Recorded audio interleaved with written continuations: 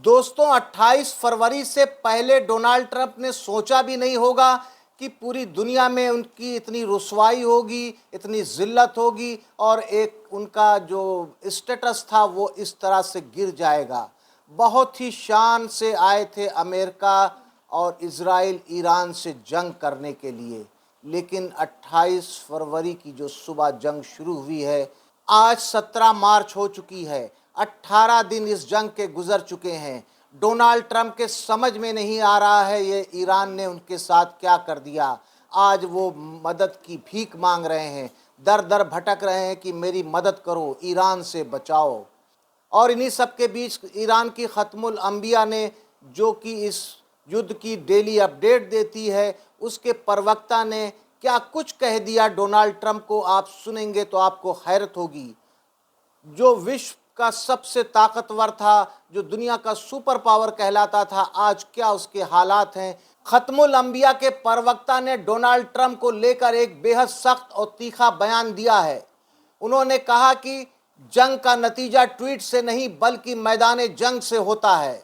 बयान में कहा गया है कि सिर्फ सोशल मीडिया पर बयानबाजी करने से कोई जंग नहीं जीती जाती। असली फैसला तब होता है जब फौजें आमने सामने होती हैं, तब हिम्मत, स्ट्रेटजी और ताकत की असली आजमाइश होती है। इस पैगाम में सीधे तौर पर कहा गया है कि डोनाल्ड ट्रंप सिर्फ अपने ट्वीट्स की बात कर सकते हैं, लेकिन जंग की हकीकत कुछ और ही होती है। यहाँ जंग हौसला, सब्र और कुर्बानी मांगती है, ना कि ऑनलाइन बयान। बयान में आगे तंज करते हुए कहा गया कि इस जंग को इपिक फ्यूरी यानी गुस्से की जंग कहना गलत होगा, बल्कि इसे इपिक फियर यानी कि खौफ की जंग कहना ज़्यादा सही होगा।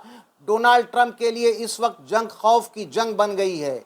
ये इस बात की तरफ इशारा करता है कि कुछ ताकतें सिर्फ दिखावा करती हैं, जबकि अंदर ही अंदर डर का माहौल उनके अंदर बना रहता है। एक्सपर्ट का मानना है कि आज की दुनिया में सिर्फ जंग हथियारों से नहीं बल्कि नैरेटिव और साइकोलॉजिकल प्रेशर से लड़ी जाती है, लेकिन फिर भी आखिरी फैसला ज़मीनी हकीकत ही तय करती है। ये बयान साफ तौर पे एक मैसेज देता है कि किसी भी मुल्क या लीडर को जंग के मैदान की सच्चाई को नज़रअंदाज नहीं करना चाहिए, क्योंकि इतिहास गवाह है, फैसले की घड़ी हमेशा मैदान जंग में ही लिखी गई है, ना कि ट्वीट से। क्योंकि आपने देखा होगा डोनाल्ड ट्रंप दिन में 4 बार ये कहते हैं कि हमने ईरान का सब कुछ ख़त्म कर दिया, हमने उनकी नेवी ख़त्म कर दी, हमने उनकी एयरफोर्स ख़त्म कर दी, हमने उनकी मिसाइल क्षमता को ख़त्म कर दिया, ड्रोन की क्षमता को कम कर दिया।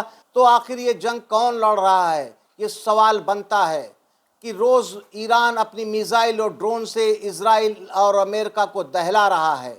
आखिर डोनाल्ड ट्रंप की बातों में सच्चाई कितनी है? आपकी क्या राय है? इस जंग में कौन भारी पड़ रहा है? कमेंट्स करके बताइएगा।